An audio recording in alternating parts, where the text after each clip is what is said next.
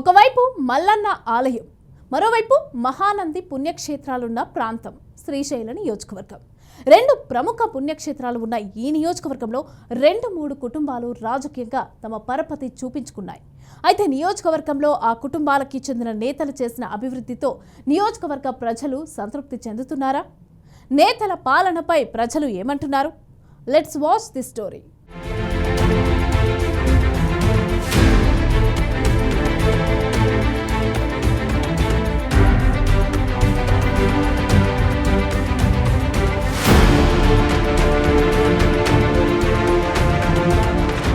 శ్రీశైలం నియోజకవర్గాన్ని ఏర్పాటు చేసి దాదాపు 16 ఏళ్లు అవుతుంది.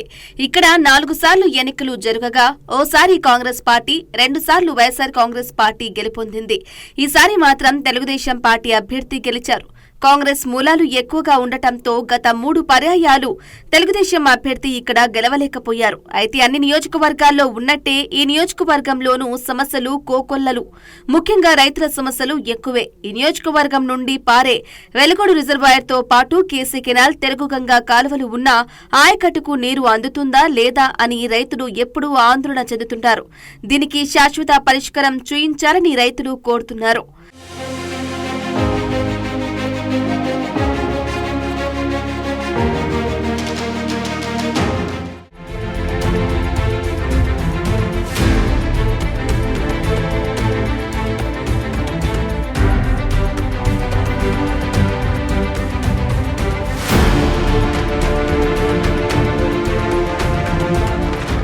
మరోవైపు 30 ఏళ్ల క్రితమే ప్రతిపాదనలు సిద్ధమై నత్తలతో పోటీ పడి మరీ నిర్మాణం జరిగిన సిద్ధాపురం ఎత్తిపోతల పథకం దాదాపుగా పూర్తయింది.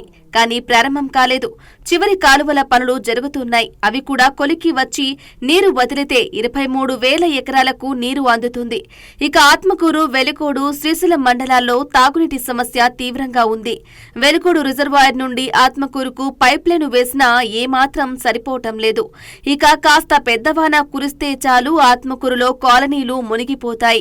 డ్రైనేజీ సరిగా లేకపోవటంతో మురుగంతా ఇళ్లలోకి చేరుతోంది. విపరీతమైన వాసన, దోమలు, వాటి ద్వారా రోగాల పాలవుతున్నామని స్థానికులు ఆవేదన చెందుతున్నారు. కృష్ణానది విద్యుత్ ఉత్పత్తి కేంద్రాలు పక్కనే ఉన్న సున్నిపెంటలో ఎప్పుడూ తాగునీరు, విద్యుత్ సమస్యలు వేధించడం గమనార్హం.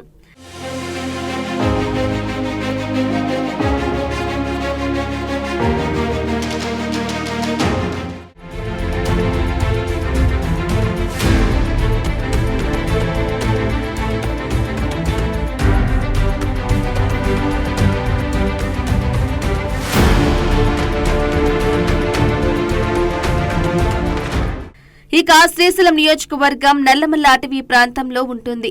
ఇక్కడ నక్సల్స్ కార్యకలాపాలు విస్తరించి ఉన్నాయి. ఈ నియోజకవర్గ పరిధిలో మావోయిస్టు అగ్రనేతల ఎన్కౌంటర్ చాలా జరిగాయి. మావోయిస్టులు బలంగా ఉన్న రోజుల్లో ప్రతినిధులు ప్రాణాలు అరచేత పట్టుకుని తిరిగేవారు.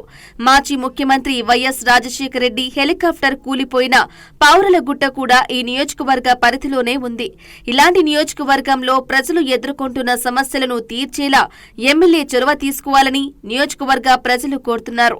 ప్రస్తుతం సీఎం చంద్రబాబు ఆధ్వర్యంలోని కూటమి ప్రభుత్వం అధికారంలో ఉండడం, ఎమ్మెల్యే బుడ్డా రాజశేఖర రెడ్డి కూడా అదే పార్టీకి చెందడంతో అధినేత వద్ద నియోజకవర్గానికి కావలసిన నిధులను పెద్ద ఎత్తున తీసుకొచ్చి నియోజకవర్గాన్ని అభివృద్ధి చేయాలని పలువురు కోరుతున్నారు.